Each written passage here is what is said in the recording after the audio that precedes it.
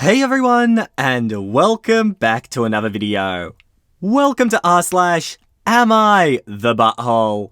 Without a doubt, the favourite sub on this channel.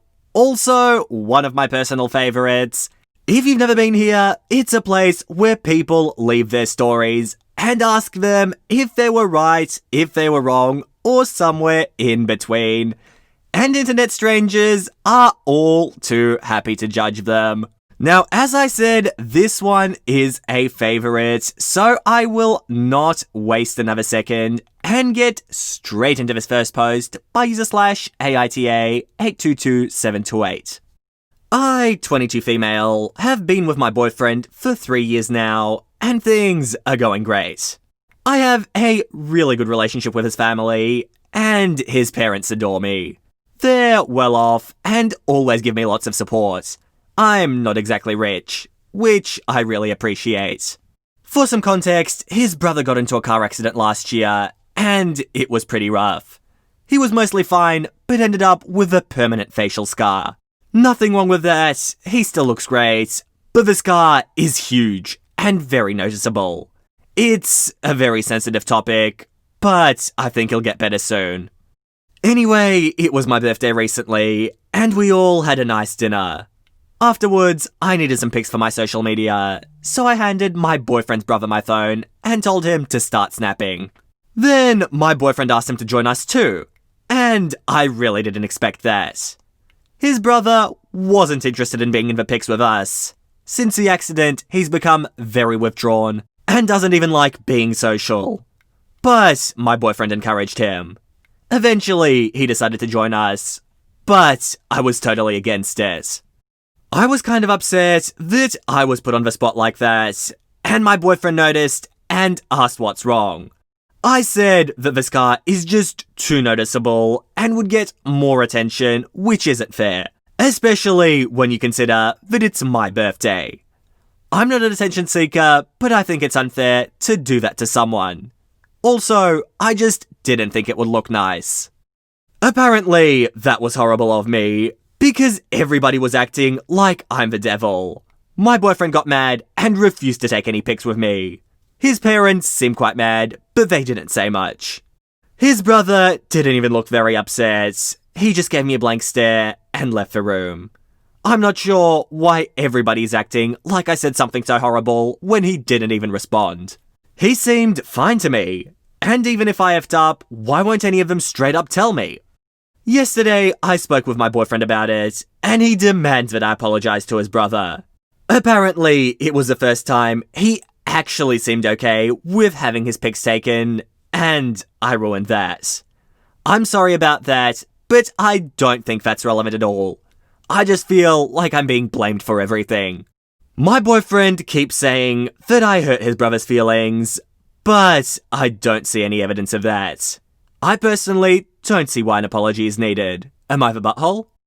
Look, and it gets me how people can be so oblivious to these things. OP, you're the butthole. You have just indirectly told this guy that he's too ugly to be in your photos. You know how you said, OP, at the start, that his family and parents adore you?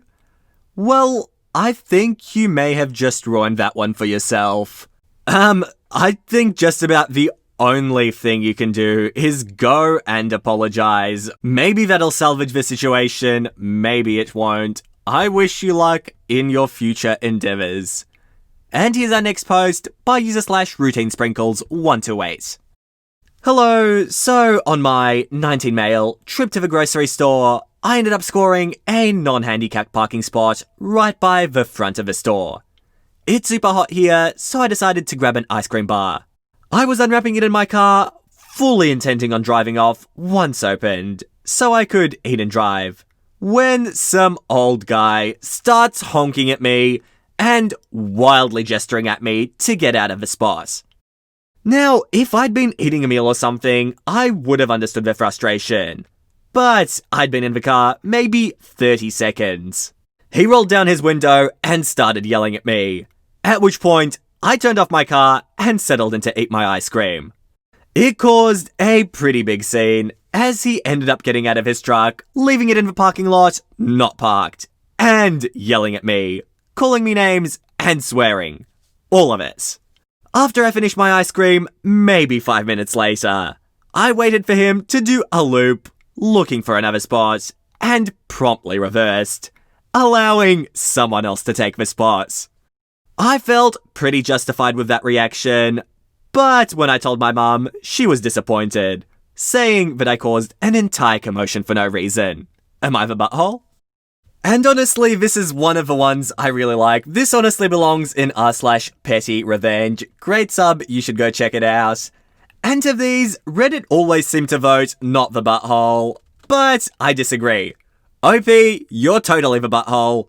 But the other person was also a massive butthole, and you should be proud of yourself for out-buttholing that other butthole. I hope whatever I just said made sense. Long story short, everyone sucks here. But OP, I believe you were fully justified in what you did. It caused a nice and funny story, and really annoyed the other guy, so nice work. And here's our next post by user/experienceupbeat. So I, 43 male, own a decent bit of property. There's a creek running through the back corner, but the majority is native grass and flowers and a few trees.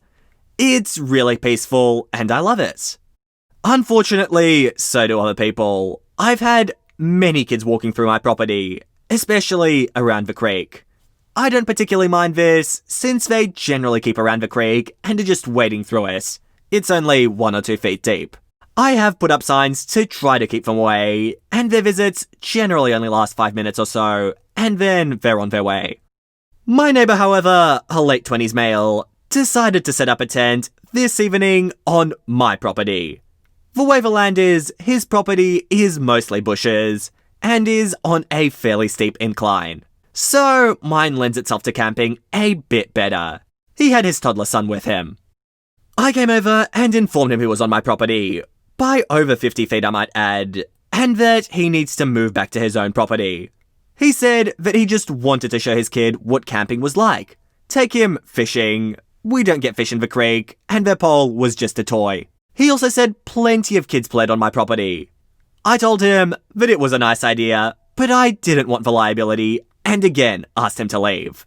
He asked for 30 minutes to take it down, and I agreed. I left to go shopping, came back 2 or so hours later, and his tent was still there. I was furious and came up and started talking to him through the tent, and I could hear him giggling and whispering with his son. I was furious and just started pulling the poles up and out of the ground. The tent was a dinky thing and ended up collapsing pretty quickly. The kid starts crying and they both make their way out. He's yelling, "I'm walking away." I tell him again to get it off my property and head inside. He starts packing everything up. My wife was watching from inside and asked if all that was necessary, and thinks I'm a butt. The way I see it, he was a trespasser and a liability, and I had the right to get him off my property however I see fit. Am I the butthole? Well, I've been having a read through the comments, and an interesting thing that comes up is the question of liability and insurance and whatnot. Because apparently what people are saying is that OP will be liable if they get injured on his property, which is something I find kind of confusing. If there's anybody in the comments who knows about this, I would be really curious to hear why OP would be the one that's liable. Because he's got signs up, he's told these people to move, and they still haven't. I would think from a legal point of view they'd be trespassing. And then how's OP liable for that? I don't know, the laws around it confuse me. If someone could clarify, I would be very interested. I mean, at the moment, I'm leaning towards everyone sucks here. I mean, even if it does pose a legal issue, OP pulling a tent down on a kid isn't a particularly nice thing to do. And even though they should have moved, you shouldn't have pulled the tent down. I think everyone sucks here. And here's our next post by user/another wedding post. I, 28 female, will be getting married in September. I have a blind friend who mostly relies on her guide dog. The dog obviously has access rights to all places. Now, I'm in a sticky situation and I can sense that I'll be the butthole. I have 3 chronic illnesses that I take 23 pills a day for. Severe asthma, and you guessed it, an extremely severe dog allergy. Usually when I meet with my friend, we meet in the open and I take 2 allergy pills. However, because of all the other medication I take, these pills make me extremely drowsy, to the point where I'm officially not allowed to drive and usually crash as soon as I get home from our get-togethers. Our wedding will be very intimate. That is, we'll be in relatively small rooms.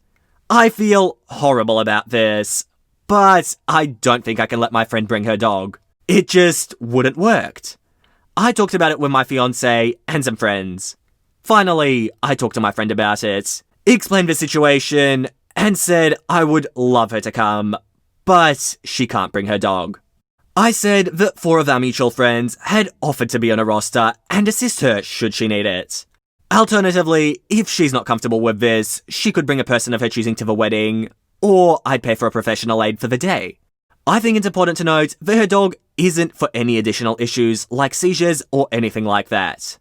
Unfortunately, she's been less than happy with my suggestions. She accused me of being ableist and thinking her disability can be switched off for the day. I understand what I asked was a lot, and it's a difficult topic. I told her to tell me if she changes her mind, and I'd be happy to make arrangements. But I won't budge. Am I the butthole? Look, I want to say not the butthole OP. It really is a tough issue.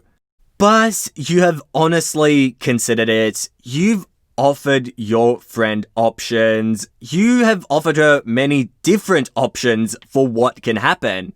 And at the end of the day, it is your wedding. You're free to call the shots, as long as they are fairly reasonable. We've seen way too many bridezillas on this channel, and I think what your suggestion is fairly reasonable. Why I ended up going with not the butthole rather than no buttholes here was because of those last few lines. Your friend accusing you of being ableist and not considering her. You have very much considered your friend's feelings and opinions. And you're not really being ableist. You've got your own form of, I don't know if it can be labeled a disability, but definitely conditions that impede your life severely. And it looks like in this situation, it really has to be one or the other, and I guess you're justified in doing that on your wedding day. So once again, tough topic, tell me what you think down below. And here's our next post by user/AmITheA thrown away. For relevant backstory, I have 2 daughters, one is 21 and in college, the other is 26, and because of a lot of factors, finds herself pregnant, divorcing her husband, and needing to live in our house for the foreseeable future. And I'm happily married to their mother. The other notable character is my cat, Lieutenant. We call her Loot. I found Loot in a dumpster almost 10 years ago when she was only a week old. Got her to the vet, and she's been my best buddy for the last decade. She's now my grumpy old little shadow whenever I'm home. So yesterday, I came home from work, and I hear my eldest daughter calling me from the kitchen. My wife and eldest then tell me that Lute's getting old, Dad, and with the baby coming, we didn't think it was safe to keep an old grouchy cat around an infant. So we made the decision today to send Lute to a shelter so that she can find a family that's more in line with what she needs. I told them both they were way out of line, not in so many words, and we would talk when we get back. I drove to the closest shelter, find Lute, prove ownership, pay the $100 fee to get her back, and take her home. So here is the drama part.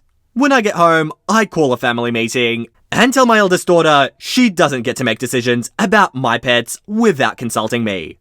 Lute only wants to be left alone, and even if it came to it, I would rather exhaust all my options before putting Lute through life at a shelter. My eldest began arguing with me that Lute would be a liability around an infant, and she is unpredictable. Untrue. She's either asleep, sitting on her cat tree, or eating. At that point, I saw red and told her my cat is well trained and dared her to come up with one instance of loot even scratching someone. Which she couldn't, but kept insisting that old cats are inherently dangerous for kids. I then told her she had 1 month to get a new place to live, as she clearly doesn't respect me or my things, and that if Loot so much as lost a whisker, I would hold her personally responsible.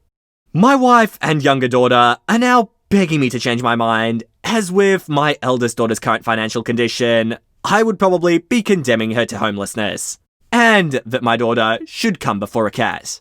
Am I the butthole for kicking my daughter out after she tried to get rid of my cat? Well, let's start with the fact that that was definitely unacceptable on your daughter's behalf, OP. Not even consulting you on this, not even giving mention of it. Same goes for your wife. Even though OP does make an edit, say that his wife did come and apologize to him, how did this just happen with no knowledge from you? Like, who came to the decision of let's just give this cat to the shelter? And then I'm not even sure the reasons were justified. Like, why would an old cat be dangerous for kids? Seems like a silly excuse to me. At the same time, I'm curious if you do end up kicking your daughter out, OP. I reckon if you do, I would have to say everyone sucks here. I mean, I get it. She did something that was pretty unacceptable. But at the same time, you found Loot, he's back with you, and in the long term, no harm done. Meanwhile, kicking out your daughter and basically forcing her onto the street could have some really bad effects on her life. So, I sort of want to see if you carry through with your decision. And if you do, I would say everyone sucks here. But that's my opinion. Feel free to leave yours in the comments down below. Ooh, and here's a nice little fun one by user/UPUEA. Hey Reddit, I recently saw a complaint from an entitled woman complaining about the quality of her boyfriend's proposal. I too have a story about a proposal that I thought was unsatisfactory, and I was wondering if I'd been the butthole in that scenario as well. Back when my now husband and I were dating, we'd been discussing getting married. At this point in the story, we'd been together 3 or 4 years. After many long talks, we decided we should stop procrastinating and finally tie the knot. We knew we both loved each other, and we'd been living together for most of the time we'd been together. So, we weren't going to be caught off guard by any odd habits either of us possessed. I only had one stipulation to us getting married. I wanted a romantic proposal. I told him that I didn't need a ring, I'm not very materialistic, and I didn't want him to spend a bunch of money or anything crazy. I just wanted a heartfelt proposal, so I would have an awesome memory to reminisce on, and a good story to share with loved ones and close friends. He was enthusiastic about this idea and promised to surprise me with something soon. 1 week goes by and I'm getting excited because I know he'll probably be doing something soon. 2 weeks go by and I start to get a little worried that he's planning something huge. 3 weeks go by and now I'm panicking that he's changed his mind about marrying me and he just doesn't know how to tell me. 4th week rolls around and we go to a car show. He's really into cars of any kind.